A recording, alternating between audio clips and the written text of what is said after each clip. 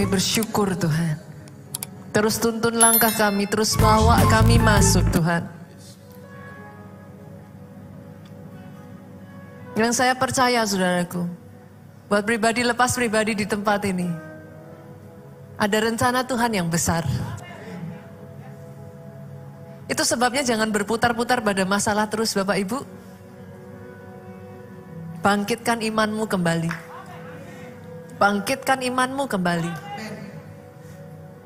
Karena pada akhirnya, suka nggak suka, mau nggak mau, hidup ini adalah pertandingan iman. Saudara tidak akan bisa menghadapi pertandingan iman tanpa iman yang cukup, saudaraku. Kalau engkau terus berputar-putar pada masalah, berputar-putar pada masalah saudara terus, mau sampai kapan? Kita nggak hidup selamanya, Pak. Keluar dari masalahmu, menang atas dirimu sendiri, terus setelah itu saya ngapain, Pastor? Dia mau saudara itu mulai, saudaraku, satu demi satu mengambil alih. Land after land after land. Karena ada warisan yang besar yang Tuhan tinggalkan atas saudara untuk diambil. Ada bagianmu yang harus diambil. Kalau saudara nggak cukup kuat, bagianmu itu dirampas. Apa mau seperti itu terus? Karena enggak. Harus getting stronger. Semakin kuat, Tuhan bisa percayakan saudara lebih besar lagi. Diberikan kekuatan lebih besar lagi. Dengan satu tujuan apa saudaraku? Doa Bapa kami, kerajaanmu datang, kehendakmu jadi di bumi seperti di surga. Itu misinya saudara. Doa hambamu Tuhan terus pakai lidah bibir anakmu ini, perkataan yang keluar rema firmanmu, berbicara atas pribadi lepas pribadi, sehingga mengubahkan kehidupan kami bisa menerima visi yang besar yang daripada Engkau. Hanya di dalam satu namamu Yesus Tuhan yang kami sembah, kami berdoa, Engkau yang diurapi, Engkau yang diberkati, katakan dengan suaramu yang paling keras, amin. Amin, amin, amin, amin. Ya boleh lebih keras lagi, tepuk tangannya boleh ya, mari ya. Beraja di atas segala lebih dahsyat lagi, lebih lagi saudaraku. Boleh lihat kiri kanan, katakan be blessed. Silakan duduk jemaat Tuhan.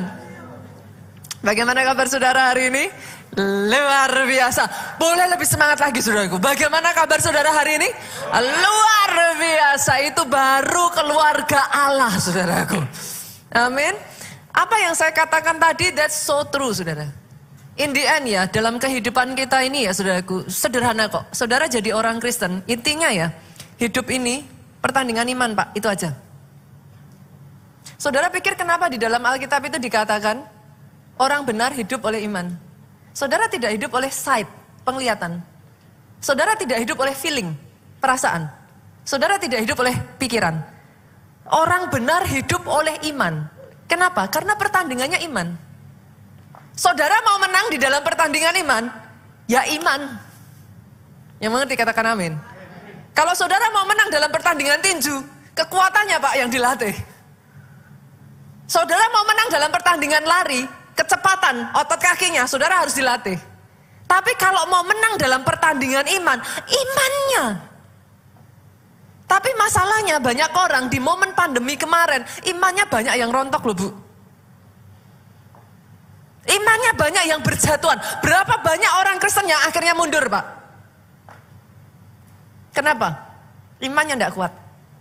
Itu sebabnya Alkitab ngomong, tidak bisa kita berkenan kepada Allah tanpa iman. Balik lagi iman toh, saudara. Iman. Kuncinya iman. Padahal iman itu tidak akan pernah bisa bertumbuh kalau saudara tidak melakukan disiplin rohani.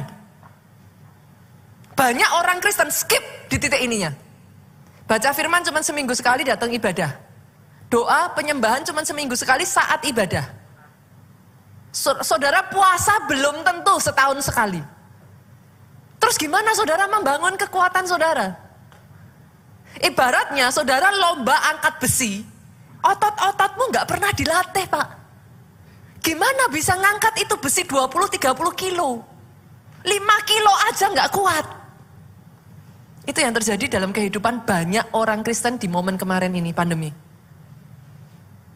Tidak heran saudaraku, akhirnya Justru karena imannya sudah nggak kuat, banyak melakukan kesalahan di momen pandemi kemarin.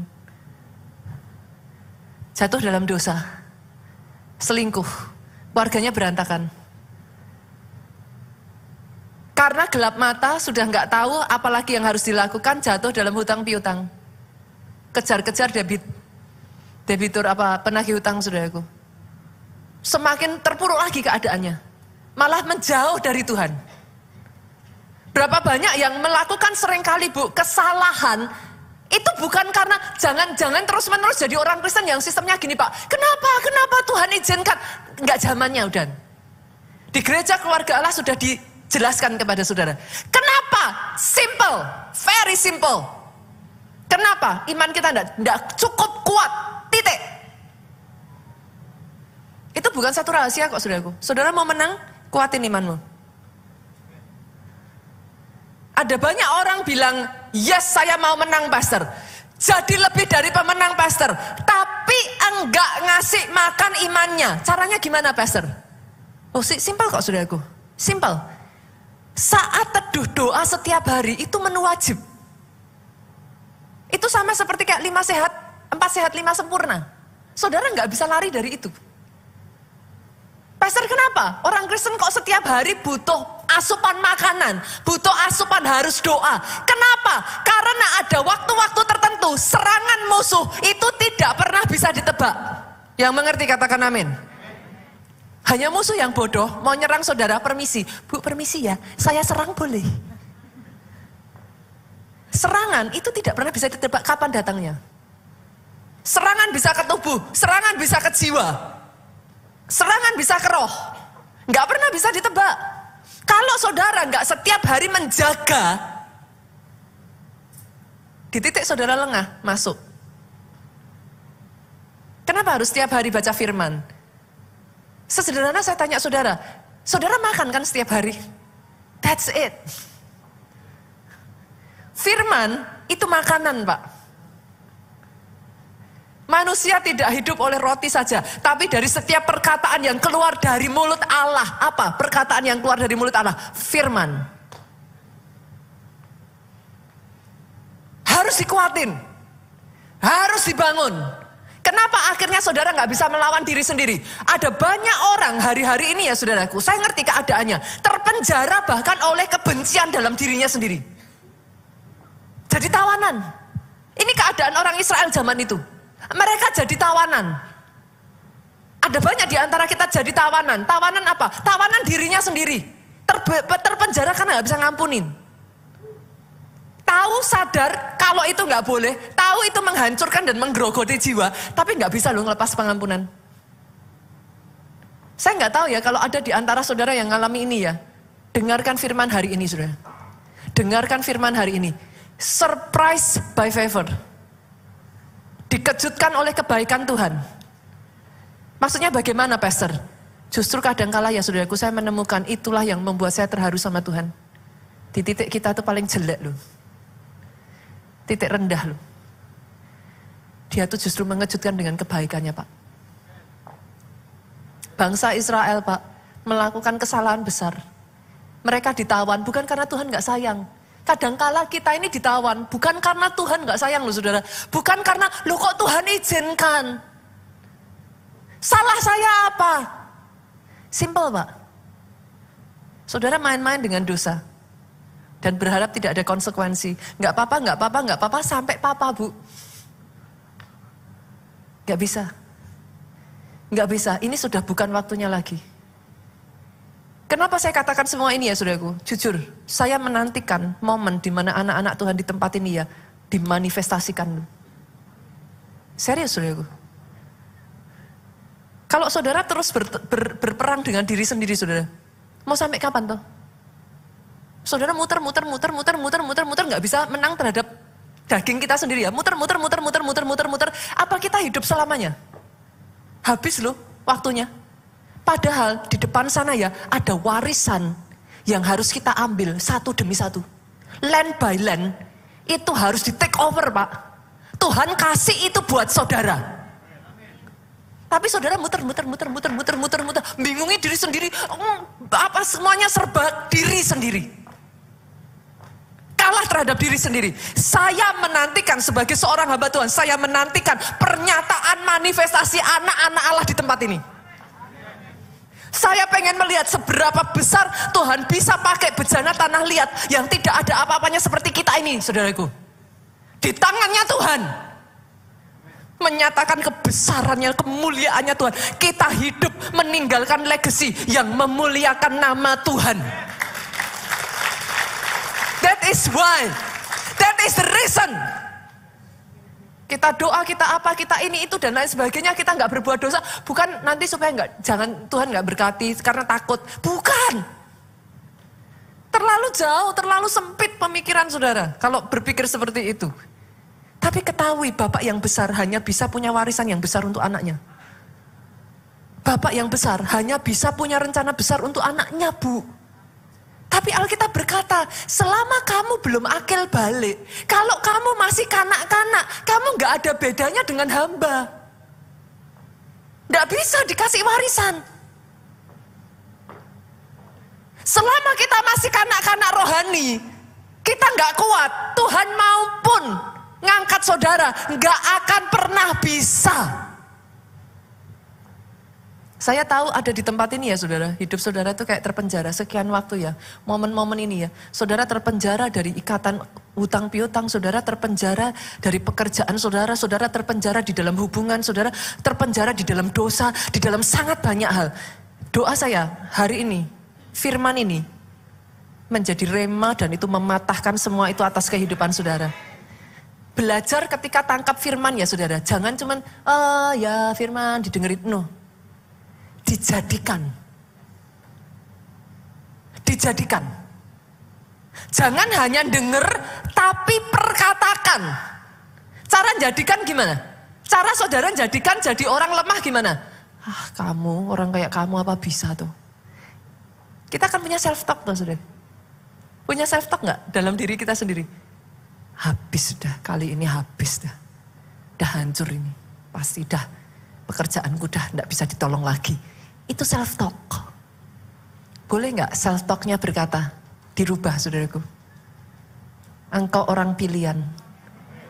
Engkau orang yang ditentukan untuk menjadi pemenang, lebih dari pemenang. Sebab bagi Allah tidak ada yang mustahil.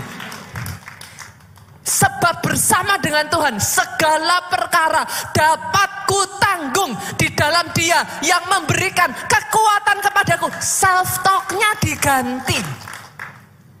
Dijadikan. Saudara kerasa nggak? Kalau saya ngomong kayak gini, dalam diri saudara itu kayak ada yang dibangkitkan. Survei dan penelitian itu membuktikan sangat unik sekali saudara. Manusia itu paling mendengarkan suaranya sendiri. Aneh ya saudara. Jadi ada penelitian yang dilakukan. Comparing saudara dengar suara saya. Sama saudara dengar suara saudara sendiri. Suara saudara itu yang paling manjur. Manusia itu unik saudaraku. Itu ada penelitiannya.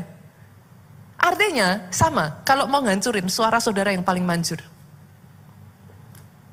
Pakai suaramu bukan untuk menghancurkan dirimu. Pakai suaramu membangun hidup.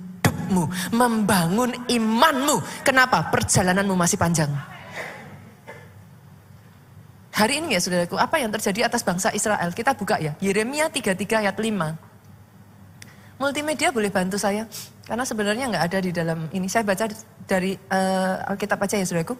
Orang akan masuk pertempuran melawan orang-orang Kasdim.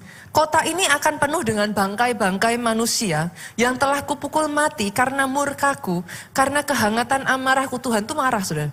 Sebab aku telah menyembunyikan wajahku dari kota ini oleh karena segala kejahatan mereka. Bangsa Israel tuh gitu saudara.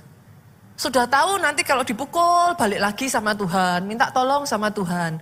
Tuhan tolong, berbalik setia lagi, ninggalin Tuhan lagi gitu. Ada banyak orang itu nggak punya visi dalam hidupnya. Sorry ya saudara, ada banyak orang kaya yang nggak punya visi dalam hidupnya, dia habis-habiskan kekayaannya tanpa tujuan. Sebaliknya ada banyak orang miskin juga yang nggak punya visi, akhirnya ngomongnya gimana? Hidup sehari untuk sehari cukuplah pastor. Sorry saudara, saudara tidak sekecil itu. Kalau saat ini posisi saudara masih segitu, nggak apa-apa. Tapi dengar ini, keadaan harus berbalik. Saudara nggak boleh nggak punya visi. Nggak boleh hanya makan sehari untuk sehari. Atau nggak boleh ya sudah hidup sudah ada semua, mau apa lagi. Nggak boleh. Kenapa? You are people with mission. Engkau orang yang punya misi. Tuhan mau pakai engkau besar. Apa yang terjadi atas bangsa Israel? Kalau ini ada di antara saudara ya, doa saya, you get surprised by God, by His favor. Saudara dikejutkan oleh kebaikan Tuhan. Apa yang harusnya mereka udah salah, hidupnya udah pasti hancur, saudaraku. Udah ditentukan Tuhan itu bahkan menyembunyikan wajahnya dari bangsa Israel, saudara. Tuhan tuh udah ngomong, udah bakal ada kematian bangkai berseraan. Tapi lihat ini, saudara. Itulah takjubnya saya sama Tuhan saya, Bu. Terlepas dari kesalahan kita loh, Bu. Kadang kita yang bikin salah, bukan Tuhan. Kitanya yang bikin salah. Tapi lihat apa yang Tuhan lakukan. Ayat 6, saudaraku. Sesungguhnya aku akan mendatangkan kepada mereka kesehatan dan kesembuhan. Kata sesungguhnya dalam bahasa Inggris itu behold, saudara. Behold itu artinya apa, saudara? Pay attention. Pay attention itu artinya apa? Perhatikan. Tuhan tuh ngomong, terlepas dari semua kejahatan, kesalahan yang kita buat, terlepas dari langkah yang salah yang kita ambil, aku akan mendatangkan kesembuhan dan kesehatan atas hidupmu. Tuhan akan menyembuhkan jiwamu. Dia akan menyehatkan keadaan keuanganmu. Itu yang mau dia kerjakan, saudaraku. Bukan hanya itu ya, saudara. Di tengah semua pergolaan yang namanya orang ada di dalam tawanan itu rasanya kayak apa tuh, saudara? Serba nggak enak, serba nggak tenang. Dikejar-kejar aja penagih hutang itu rasanya kayak apa tuh, Bu? Hidup nggak ada tenangnya. Tapi lihat ini, dalam bahasa Inggrisnya ya, saudara. Saya bacakan untuk saudara bisa ngelihat. Kelihatan sekali di bahasa Inggrisnya. Ayat yang ke-6 bagian B, saudara. I will reveal unto them the abundance of peace and truth. Di tengah semua kondisi saudara yang begitu bergolak itu ya, saudara. Dia akan menyatakan, membukakan kepada saudara, tetap ada damai sejahtera di tengah semua masalah itu, saudara. Bukan hanya itu, I will reveal, aku akan membukakan abundance of truth. Maksudnya gimana, Pastor? Abundance of truth itu gimana? If you know the truth, the truth shall set you free. Kebenaran itu akan memerdekakan kamu. Untuk kita keluar, kita sendiri nggak bisa. Tapi kalau saudara tahu hikmatnya, engkau bisa keluar dari masalah keuanganmu. Kalau engkau tahu hikmatnya, engkau bisa keluar dari masalah rumah tanggamu. If you know the truth and the abundance of truth, Tuhan reveal, saudara. Oh, doa saya itu terjadi loh, atas pribadi, lepas pribadi, lepas pribadi, lepas pribadi di tempat ini. Soho Kapital kalau amin, aminnya yang keras. Aminnya yang boleh lebih dahsyat lagi. Kalau mau tepuk tangannya lebih meriah buat Yesus Tuhan kita. The abundance of peace and truth. Dua hal yang di masa peperangan, dua hal yang di masa tertawan, Pak. Itu enggak ada privilege untuk itu semua. Peace itu sesuatu yang langka di momen-momen seperti itu, saudara. Itu Tuhan berikan. Tapi bukan hanya itu. Ayatnya yang ke-7, lihat ini, saudara. Sebagian dari saudara akan berkata, saya bacakan bahasa Inggrisnya ya, saudara. Nanti nggak apa-apa, media boleh munculkan aja bahasa Indonesia. Saya bahasa Inggrisnya, nanti saudara bandingkan aja, saudaraku, terjemahannya. Karena kadang dari saudara saya bacakan bahasa Inggrisnya, saudara lebih paham maknanya, kayak gitu. Di tengah sebagian dari saudara ngalami masa-masa ini ya, saudara. Ada di antara saudara yang ngomong sama saya gini, Pastor, how can I go out of it? Saya nggak punya kekuatan untuk itu. Lihat ini, ayat 7, saudara. I will cause, aku yang akan membuat, aku yang akan menyebabkan the captivity of Judah and the captivity of Israel to return. And I will build them as at first. Bahasa Indonesianya aja, multimedia.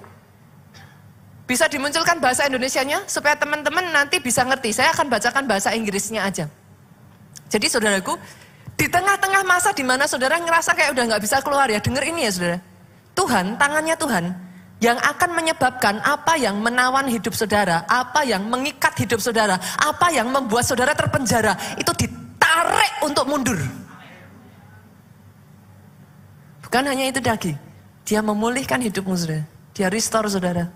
Dikembalikan seperti semula. Apa yang sudah pernah hilang dari hidupmu satu demi satu, dia kembalikan, dia kembalikan, dia kembalikan. Apa yang sudah pernah hancur, yang tadinya ada sekarang hilang, dipulihkan. Bahkan kalau itu pun kesalahanmu, saudara. Nah, ini yang saya sebut sebagai the favor of God. Kenapa kebaikan Tuhan itu begitu rupa, saudaraku? Jujur loh, apa kita tuh layak tuh, saudara? Kalau mau ngakui kita tuh salah kok. Sesuatu terjadi nggak mungkin kalau kita nggak ada bagian dari kita yang salah, saudara. Manusia di dalam keterbatasannya, di dalam kebodohannya, kadang di dalam kenaifannya, di dalam ignorannya, ketidakmengertiannya, saudaraku, melakukan kesalahan. Tapi lihat ayat 8, apa yang Tuhan katakan. Aku akan mentahirkan mereka, aku akan membersihkan mereka, aku akan meng-cleanse. Cleanse itu dibersihkan, saudara. Dan dari segala kesalahan yang mereka lakukan dengan berdosa terhadap aku akan mengampuni segala kesalahan yang mereka lakukan dengan berdosa dan dengan memberontak terhadap aku. Ada orang-orang di sini yang Tuhan izinkan mengalami proses tapi engkau memberontak. Kau lari. Tapi dengar ini, surprise by favor. Saya berdoa tahun ini ya saudara, 2023 ini jadi tahun pembalian. 2023 ini ya, akan ada orang-orang di sini yang menerima favor Tuhan. Hidupmu dipulihkan seperti sedia kala. Apa yang tadinya satu persatu saat ini begitu membebani saudara. Jujur ya saudara, ketika saya mempersiapkan firman ini, saya tuh bisa merasakan ada orang-orang tuh yang gak bisa lepas dari tawanan dirinya sendiri. So much hate, ada banyak kemarahan, kebencian, tidak bisa mengampuni, hati yang luka, itu banyak sekali saudaraku di momen ini. Kemarin KKR 10 hari ya, hampir saya boleh katakan 70% orang yang saya doakan masalahnya sama itu. Nggak bisa loh ngampuni. Hatinya itu kayak luka, full. Yang ada rasanya marah gitu. Tahu kalau itu nggak benar, tapi nggak bisa keluar. Boleh saya berdoa buat saudara hari ini, saudaraku? Hari ini adalah hari terakhir itu semua. Tahun ini jadi tahun di mana atas hidupmu dibalikkan semua oleh Tuhan. Apa yang tadinya mengikat engkau, apa yang tadinya memenjarakan engkau, apa yang tadinya membuat engkau diolok-olok. Lihat ini ya saudara, ayat yang ke-9. Ini doa saya buat saudara. Kota ini yang tadinya jadi tempat dijajah, tempat ditawan, Bu. Lihat, kota ini akan menjadi pokok kegirangan, ternama, terpuji, terhormat bagiku di depan segala bangsa di bumi yang telah mendengar tentang segala kebaikan yang kulakukan kepadanya. Begitu dahsyat kebaikan Tuhan kerjakan atas hidupmu ya saudaraku. Saudara lihat dirimu sendiri aja kaget. Yang tadinya olok-olok jadi pujian. Yang tadinya direndahkan, terhormat dan terpuji. Yang tadinya sudah nggak ada. Apa sih saudaraku? Nggak ada dignity-nya. Nggak ada harga dirinya. Saudara lihat dirimu sendiri aja malu. Tuhan katakan kau akan menjadi pokok kegirangan. Ketika kau mengizinkan dia mengerjakan hidupmu, dengar ini ya saudaraku. Jangan lari saat diproses. Jangan memberontak saat diproses. Jangan melawan dan meninggalkan Tuhan saat diproses. Kenapa? Ketika sudah selesai momen proses itu, engkau akan takjub dengan apa yang dia kerjakan atas hidupmu. Itu yang saya katakan atas diri saya, saudaraku. Itu yang Pastor Obaja katakan atas dirinya. Bagaimana seseorang yang begitu minder, Pak. Seseorang yang bahkan kalau ketemu tamu, Pak Obaja cerita loh, saudaraku. Pak Obaja itu kalau ketemu tamu ya, sembunyi di bawah meja loh, Pak. Bagaimana seorang yang seperti itu bisa dipakai menjadi berkat atas sebuah bangsa? Nonsen, Pak. Tapi ketika dia selesai mengerjakan hidupmu, itu yang dia kerjakan. Dia akan membuat engkau jadi pokok pujian. Pokok kegirangan. Orang melihat engkau, bukan hanya engkau yang kaget. Nih saudara, Ayat 9 bagian B itu ngomong kayak gini, bukan hanya kita yang kaget 9B ya saudaraku. Mereka akan terkejut dan gemetar karena segala kebaikan dan segala kesejahteraan yang kulakukan kepadamu. Kata kebajikan dalam bahasa Inggrisnya kalau saudara nanti lihat itu goodness, saudara. Surprise by favor. 2023 akan ada orang-orang yang, saudara akan overwhelm. Saudara akan takjub kebaikannya mengubahkan kehidupanmu jadi atas hidupmu.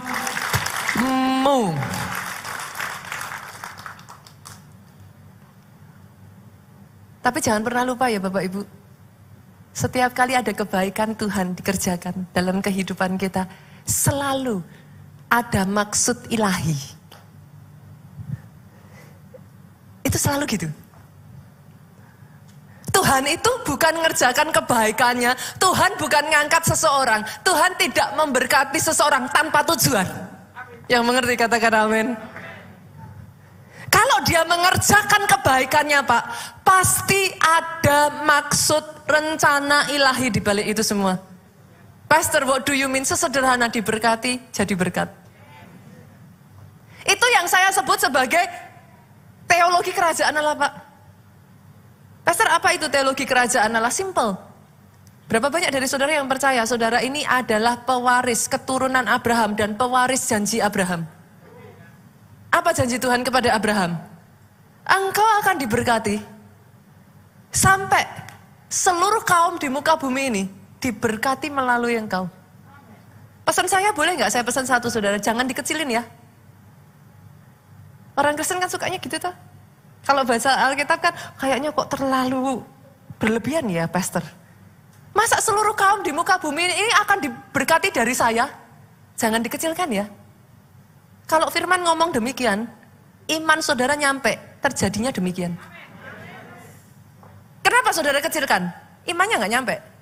Terlalu susah untuk saudara mempercayai orang seperti saudara dipakai untuk memberkati seluruh kaum di muka bumi. Simpel kan? Kenapa diperkecil? Karena imannya nggak nyampe. Kebayang nggak kalau imannya nyampe? Betapa semesta menantikan pernyataan anak-anak Tuhan. Karena akan terjadi as is, saudara. Dan itu terjadi kepada semua pendahulu-pendahulu kita. Abraham itu dipakainya memberkati bangsa-bangsa loh, saudara. Bukan hanya dipakai untuk keluarga saja. Keluarga bagus. Tapi rencananya lebih besar daripada itu. Masalahnya untuk rencana yang besar itu ya saudaraku dibutuhkan iman yang besar. Bagaimana bisa kalau saudara nggak ngasah imanmu? Dengan masalah kita aja kita kalah. Kan sayang tuh Pak. Seseorang yang ditentukan begitu besar kalah oleh dirinya sendiri. What a pity gitu. Betapa menyedihkan. Someone as beautiful, as wonderful, as great as you are. Iblis aja envy saudara loh. Saudara kadang tidak mengerti nilai saudara. Saudara tidak menyadari siapa diri saudara sendiri. You are destined for a great future. I wish, saya berharap saudara bisa menyadari itu. Dan doa saya ya saudaraku, sejak dari hari ini ya, engkau diberkati, harus jadi berkat. Kenapa saya sampai membuat istilah teologi kerajaan saudara? Kenapa? Karena kadang di masyarakat itu, era sekarang ini kan era teknologi ya Bapak Ibu ya. Jadi kayak informasi itu kan di mana aja saudara jadi bisa terbuka sekarang. Kalau nggak hati-hati jadi bingung loh Pak. Yang satu bilang ini, yang ono bilang apa. Kita kan jadi bimbang nih Pak. Kalau nggak hati-hati yang beredar adalah teologi kemakmuran. Apa itu teologi kemakmuran? Boleh nggak sih jemaat keluarga Allah kita imbang dan kita belajar yuk. Jangan ignoran ya. Kalau saudara ignoran, saudara gampang sekali dengar dan lalu kemudian digambarkan dan dipersepsikan. Akhirnya saudara bingung loh. Kalau nggak hati-hati, oke ya saya bukakan ya saudaraku. Apa itu teologi kemakmuran, Bu Nita? Prosperity gospel itu apa? Pengajaran yang intinya menekankan pada kesuksesan dunia semata. Maksudnya gimana? Ukuran kerohanian itu diukur dengan kesuksesan dunia. Akhirnya saudaraku yang diajarkan, terus menerus diajarkan, nabur, tapi nggak imbang. Diajarkannya apa? Dapat berkat, mujizat, tapi nggak imbang. Nah, kalau nggak hati-hati, diserang di area itu. Dipersepsikan. Yang seperti itu artinya teologi kemakmuran. Dipotong sekian detik, di-up. Selesai, saudaraku. Saudara mengerti yang saya maksudkan? Jangan mau, saudara. Kenapa? Kalau teologi kemakmuran, dengar ini, saudara. Diberkati itu baik, tapi diberkati titik, itu nggak cukup. Nggak komplit. Saya bukakan ayatnya ya. 1 Korintus yuk. Pasalnya yang ke-15, ayatnya yang ke-19 ngomong gini. Jikalau kita hanya dalam hidup ini saja. Saya terjemahkan ya saudara. Jikalau kita hanya untuk di dalam dunia ini saja. Bisa ya? Jikalau kita hanya untuk urusan yang ada di kehidupan. Urusan dunia ini saja. Kita lanjutkan. Menaruh pengharapan pada Kristus. Jadi kita berharapnya sama Kristus. Urusan yang kita minta, yang kita harapkan itu hanya urusan duniawi saja. Urusan yang ada di kehidupan ini saja. Apa kata firman dengar sudah? Maka kita adalah orang-orang yang paling malang dari segala manusia. Ngeri ya saudaraku ya? Ngeri ya? Artinya apa saudara? Kalau saudara ke gereja cuma ngarepin berkat. Saudara orang paling malang yang ada di antara segala manusia. Boleh lihat kiri kanan katakan kasihan deh lu. By the way saudara, mulai minggu ini ya pemerintah kita sudah memberitakan melepas larangan memakai keharusan memakai masker. Jadi besok minggu mulai hari ini pun saudaraku mau pakai masker nggak pakai masker terserah saudara. Sepakat ya? Monggo silakan, saya sudah bisa melihat wajah-wajah cantik saudara lagi. Saudara yang masih mau tetap pakai masker monggo silakan. It's okay, boleh-boleh saja Bapak Ibu. Tapi sudah tidak ada larangan lagi untuk, keharusan lagi untuk saudara memakai masker. Berlaku baik untuk pelayan Tuhan, berlaku baik untuk jemaat, berlaku untuk yang ada di atas mimbar semuanya. Kita bersyukur ya saudaraku, sudah lewat ya. Waktunya untuk berjuang lagi ya. Amin, amin saudara. Pastikan ini saudaraku. Kenapa teologi kemakmuran ini jadi nggak balance, nggak benar saudara? Karena orang hanya dikejar untuk ngejar kekayaan. Parameternya itu berkat Pak. Kalau orang diberkati itu artinya rohani. No, nggak begitu saudaraku. Ada orang-orang yang diproses Tuhan kok. Yang mengerti katakan amin. Dan beside kalau saudara ke gereja hanya ngurusin yang itu, Alkitab ngomong betapa engkau paling malang. Tapi kalau nggak hati-hati, sebaliknya ada juga yang namanya teologi kemiskinan. Pastor, apa itu teologi kemiskinan? Pengajaran yang hanya ditekankan urusan pikul salib dan menderita buat Yesus. Saya tanya, menderita buat Yesus salah nggak? Bagus. Salahnya di mana? Harus. Pikul salib salah nggak? Itu bagus. Yang jadi salah apa saudara? Yang jadi salah adalah ekstrimnya. Akhirnya orang yang diberkati sama dengan tidak rohani. Orang kaya tidak rohani. Yang rohani itu kalau miskin. Saudara bisa melihat? Boleh nggak? Gereja Keluarga Allah tidak pernah mengajarkan pengajaran yang tidak seimbang. Please be balanced. Berarti saya harus gimana, Pastor? Apa yang harus saya lakukan kalau gitu? Apakah diberkati itu bukan kehendak Tuhan? Oh, dengar saudara, jangan salah. Mazmur itu ngomong gini, kita buka ya, kita lihat aja ya. Semua saya pakai ayat ya. Saya pakai ayat ya, Mazmur yuk, kita lihat. Mazmur pasalnya yang ke 112, ayat pertama sampai ketiga. Boleh dibaca sama-sama saudaraku? Saya bacakan ayat 1, saudara ayat 2, ayat 3, kita baca sama-sama. Haleluya, berbahagialah orang yang takut akan Tuhan. Satu ya, berbahagia orang yang takut akan Tuhan. Yang kedua, berbahagialah orang yang sangat suka kepada perintahnya. Terhadap dua macam orang ini, yang takut akan Tuhan dan sangat suka terhadap perintahnya, apa yang Tuhan kerjakan? Ayat 2 dengan suara keras, 2, 3. Anak cucunya akan perkasa di bumi. Maksudnya perkasa di bumi itu apa? Halo? Perkasa di bumi maksudnya gede-gede gitu? Perkasa itu apa, saudaraku? Sederhananya diberkati. Simpel kan? Sukses, berhasil. Simpel kan? Anak cucunya akan perkasa di bumi. Lanjutkan, saudaraku. 2, 3. Angkatan orang benar akan diberkati. Saya tanya, ini ayat Alkitab bukan, saudara? Diberkati itu salah nggak, saudara? Ayat yang ketiga, yuk kita baca lagi. Harta dan kekayaan ada dalam rumahnya, kebajikannya tetap untuk selamanya. Pastor, kalau gitu saya jadi bingung. Saya harus yang mana? Yang tadi katanya diberkati, diberkati, diberkati. Yang ini katanya miskin, miskin, miskin. Saya yang mana? Bahkan ada pengajaran di luar, jadi hamba Tuhan itu harus miskin, sudah. Jadi kalau lihat hamba Tuhan yang kaya, itu sama dengan tidak rohani. Boleh saya minta ayatnya di mana?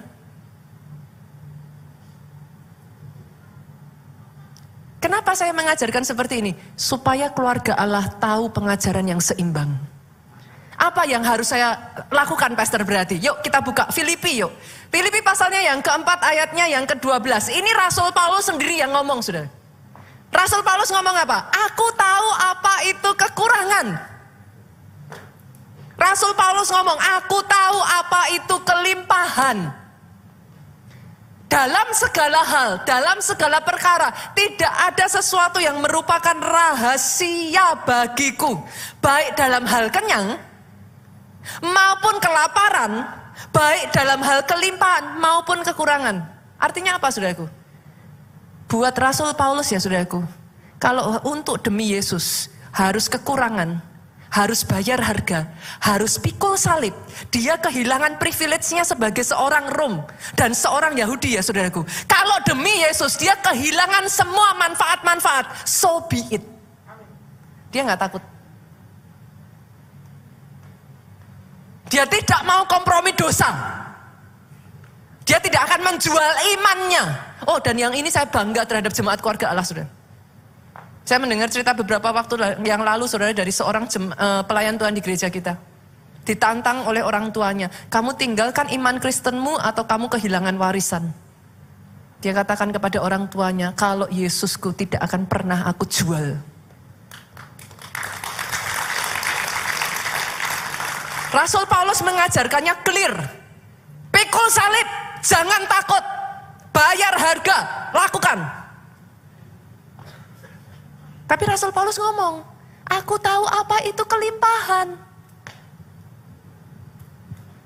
Artinya, bolehkah saya juga katakan, jangan takut diberkati.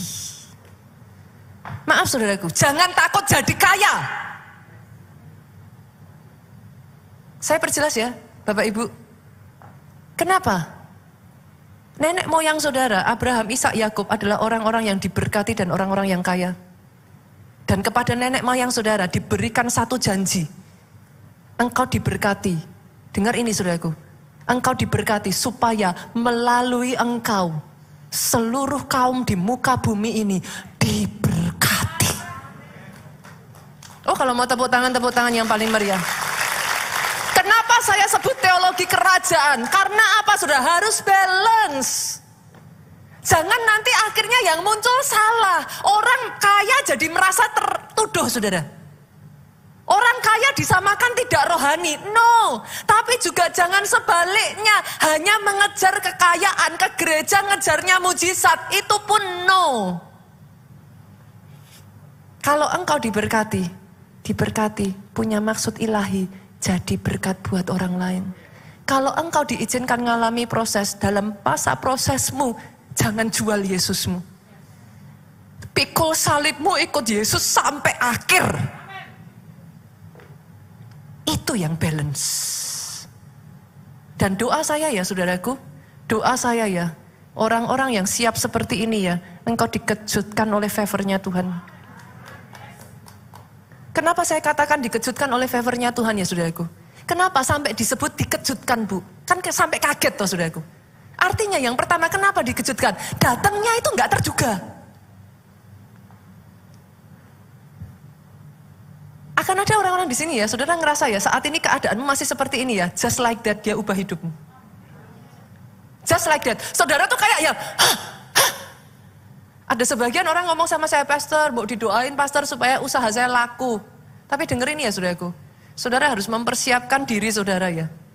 Saudara harus mempersiapkan, itu sebabnya saat diproses jangan lari. Saat diproses jalani. Saat diproses saudaraku, apa? Kalau orang Jawa bilang menteles. Hadepin. Kenapa? Kalau enggak, pada saat nanti tiba-tiba dia mengerjakan itu begitu cepat ya saudaraku. Bukan hanya cuma tidak terduga, tapi begitu cepat. Saudara enggak siap. Kalau dia mengerjakan, itu tidak terduga sampai yang tadinya enggak laku, tiba-tiba banjir orderan.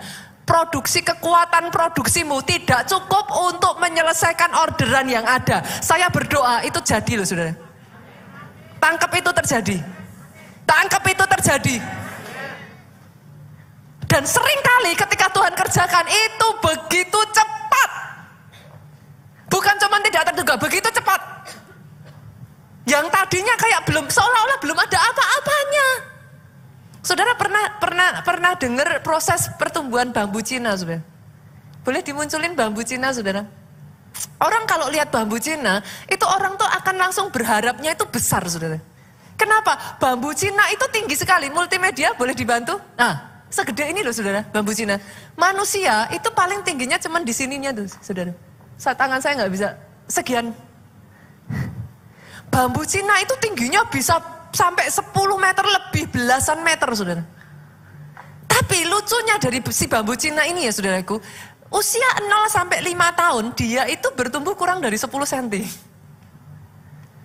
Jadi kalau saudara melihat gambaran ini, saudara ngelihat janji Tuhan, kan besar kan saudara.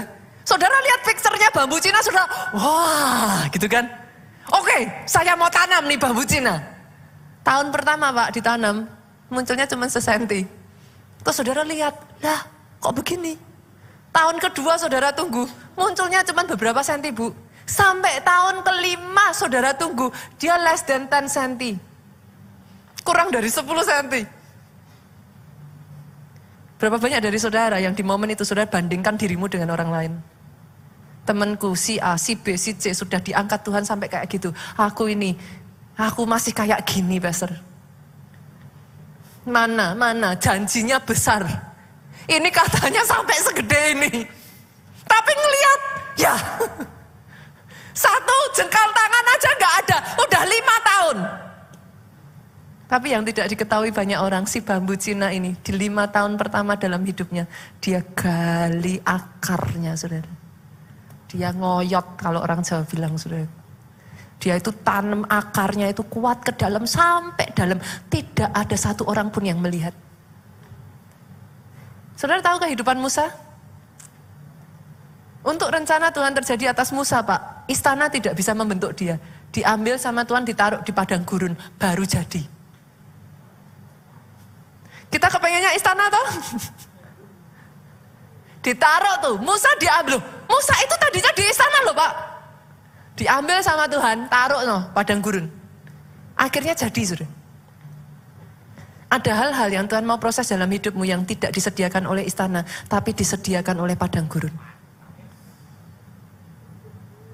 Doa saya sama seperti bambu Cina ini ya saudaraku. Di masa proses ngoyot, alami saudara. Terima, jangan lari, jangan memberontak, jangan meninggalkan Tuhan. Terus bertekun. Terus berjuang. Maksudnya gimana pastor? Oh di dalam usahamu ya saudara, belum apa-apa ya. Kembangkan networkingmu. Perluas pengetahuanmu. Karena orang Kristen sukanya salah saudara. Perhatikan perkataan saya ini. Kerja gak bisa diganti dengan doa. Sorry. Doa gak bisa diganti dengan kerja.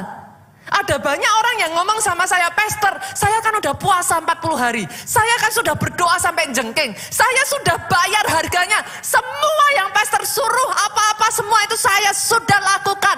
Terus saya tanya, "Bu, pekerjaannya apa?" "Penyediaan dari Tuhan, pastor." Saya bisa apa, saudara? Doanya harus kuat. Firmannya harus kuat, puasanya jalani, tapi kerja ya kerja. Saudara harus kerja keras. Loh, orang dunia aja kerja keras kok. Saudara berharap apa kalau nggak kerja keras? Kerja jujur, smart, kerja pandai. Bukan cuma kerja keras, kerja yang pandai. Dengan cara hikmat. Yang lain-lain semua pakai TikTok, pakai Instagram. Saudara ditunjukin, "Ini Instagram." Gak bisa. Bukan saya. Gak mau. Terus gimana saudara mau bersaing? Yang mengerti katakan amin. Yang satu dilakukan, yang lain jangan ditinggalkan, saudara. Sepakat ya? Jadi orang Kristen yang rohani di gereja ini gak diajarin ngeroh kok, saudara. Saya orang yang mengalir dalam hal roh, Pak. Tapi yang roh harus dilakukan, yang jasmani saudara nggak bisa tinggalkan. Saudara harus ngasah ilmu. Saudara harus benar-benar berjuang. Saudara harus belajar, mau bangun networking. Masa 5 tahun bambu Cina tadi, dia gali itu terus, saudara. Masuk dalam. Di momen waktunya Tuhan tiba ya, dia naik terbang tinggi, begitu tinggi, melampaui bambu-bambu yang lain yang sudah mendahului dia. Doa saya, jadi. Oh, kalau mau tepuk tangannya yang paling meriah buat Yesus Tuhan kita. Boleh saya panggil pemain musik maju ke depan. Saya tutup dengan satu kesaksian ini, saudaraku. Ada salah seorang jemaat kita, saudara. Dia berasal dari Papua, saudara. Tahun 2002, dia berjemaat di Jogja. 2017 kalau saya nggak salah, 2017 saudaraku, dia akhirnya mendapat kesempatan balik lagi ke Jakarta. Studi S3 saudaraku di UI. Nggak mau perjanjiannya toh? Ayo, perjanjiannya apa tuh? Dibaca satu-satu saudaraku. Di gereja kita tidak pernah ada yang namanya ngajarin hanya ngejar mujizat. Sejak kapan? Coba lihat kiri kanan, hoax katakan saudaraku.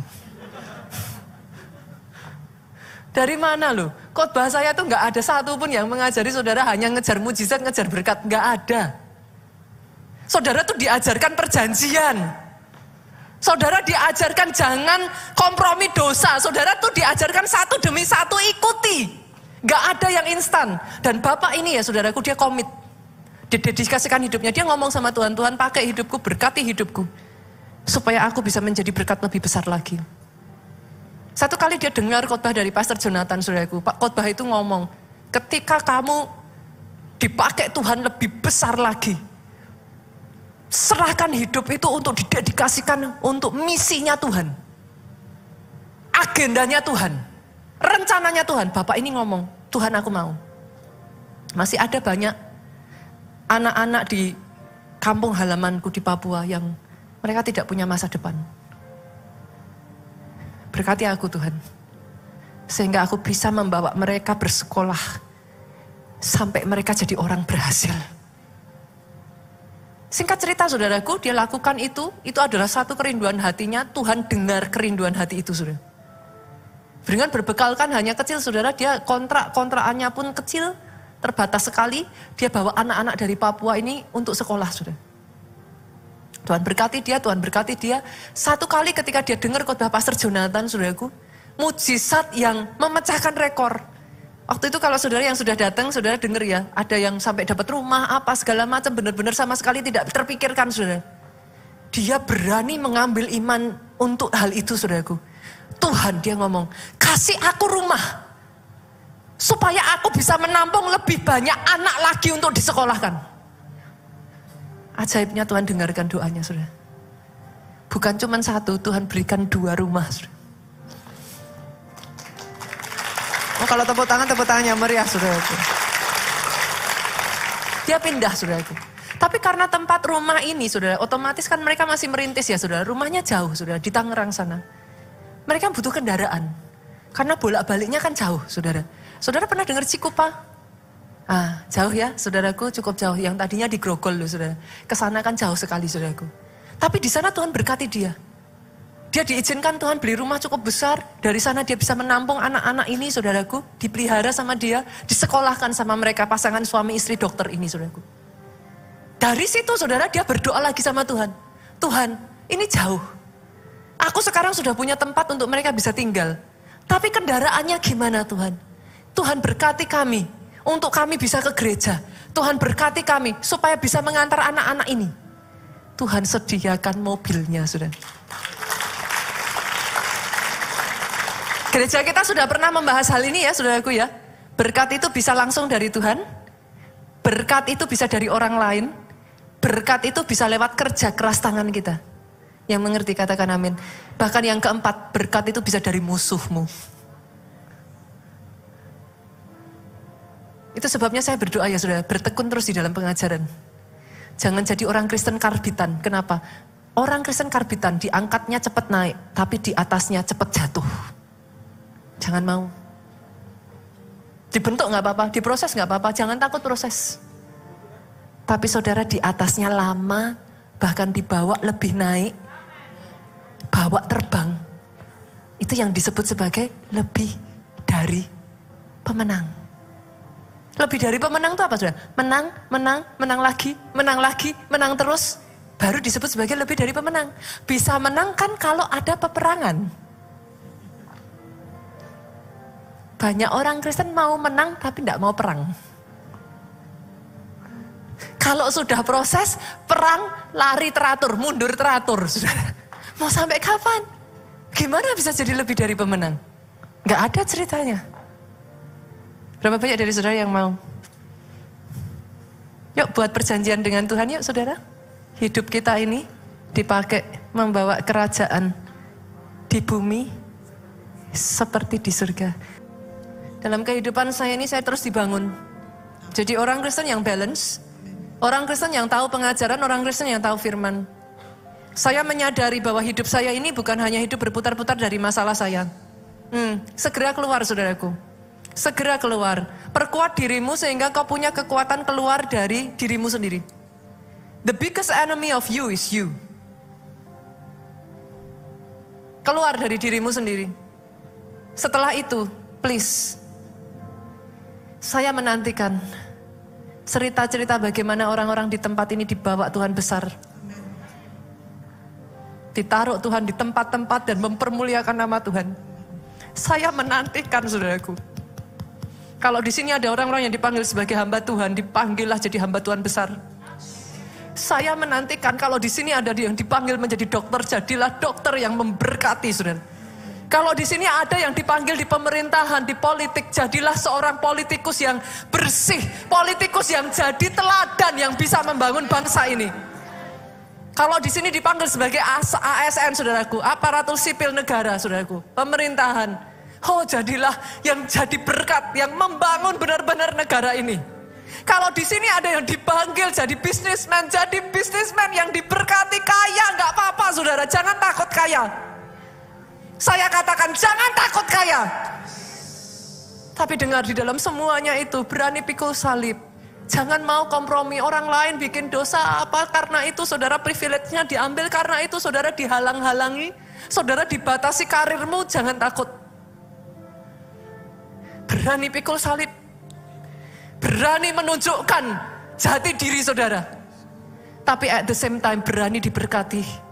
Kalau saudara diberkati, jadi berkat. Angkat kedua tanganmu saudaraku. Diberkati saudara oleh Tuhan. Apa yang dikerjakan tanganmu dibuatnya berhasil. Oh yes. Saya perkatakan atas kehidupanmu, sehat tubuhmu saudara. Sehat, tubuhmu sehat. Dia membawa kesehatan dan kesembuhan atas tubuhmu. Baik jiwamu.